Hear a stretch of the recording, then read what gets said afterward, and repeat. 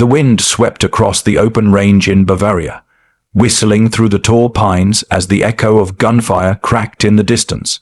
A group of young German snipers laughed among themselves, their polished rifles gleaming under the afternoon sun.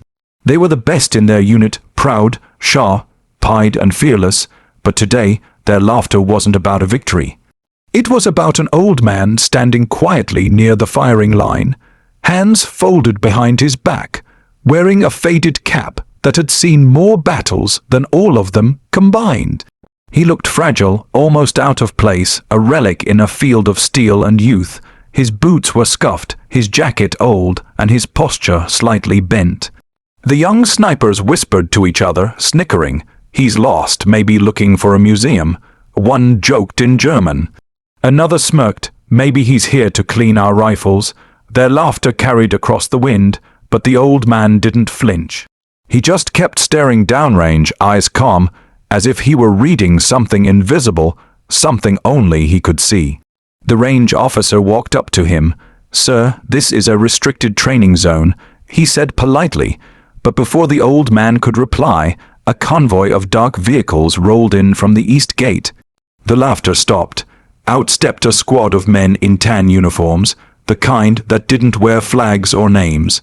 Their stance, their silence and their aura said everything. Delta Force, the American elite.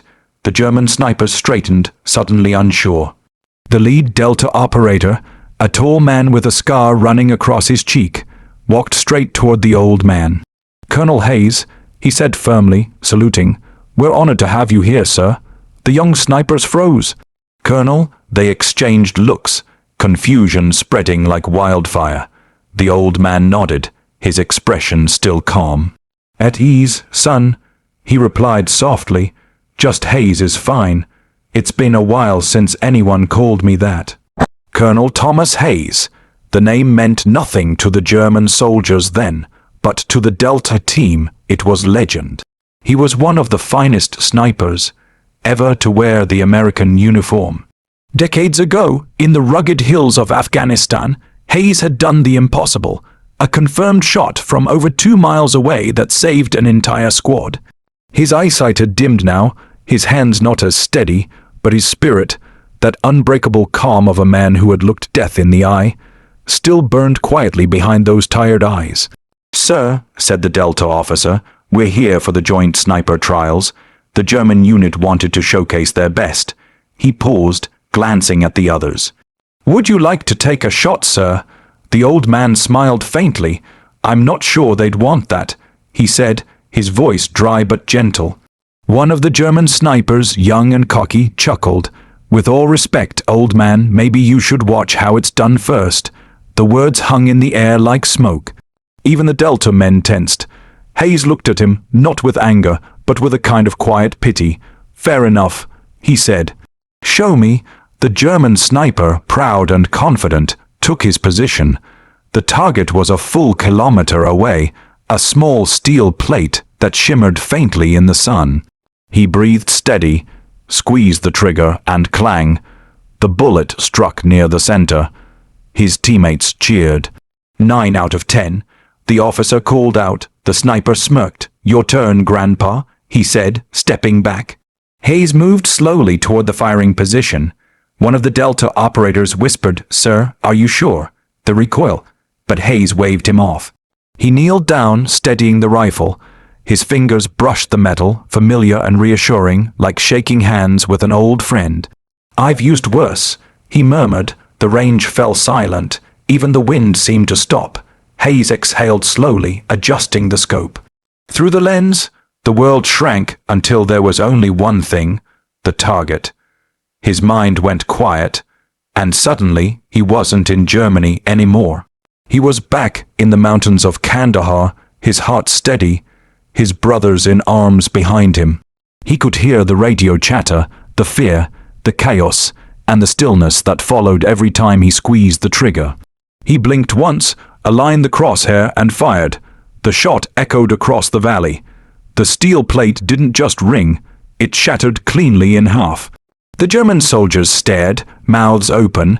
One of them whispered, "Impossible," but Hayes wasn't done. He adjusted the scope again, this time to a smaller target, a half-buried coin left on a rock near the far end. The distance, 600 meters. He didn't even blink. He fired once more, and the coin disappeared into the dirt. Silence. Then one of the Delta men grinned, barely holding back a laugh. "Authorized shot confirmed," he said proudly. "Still got it, sir." The young German sniper swallowed hard, stepping forward. "Who are you?" he asked, voice trembling slightly. Hayes stood up slowly, brushing the dust from his jacket. "Someone who's been where your jokes can't reach," he said simply. Then he handed the rifle back. "Respect the weapon. It's not about pride, son. It's about precision, patience, and purpose." The German soldiers nodded, their arrogance melted into quiet awe. Even the one who mocked him earlier extended his hand. "You've taught us more in one shot than we've learned all week," he said sincerely. As the sun began to set, Delta Force gathered around their old mentor. Hayes looked out at the horizon, the sky glowing orange and gold. "Every bullet tells a story," he said softly. "Make sure yours says something worth remembering." And with that, he turned and walked away, slow, steady, unshaken, leaving behind a field full of soldiers who would never laugh at an old man again. Because that day, they didn't just witness a shot, they witnessed a legend reminding the world that experience isn't measured by years, but by the courage to keep aiming true, even when your hands tremble.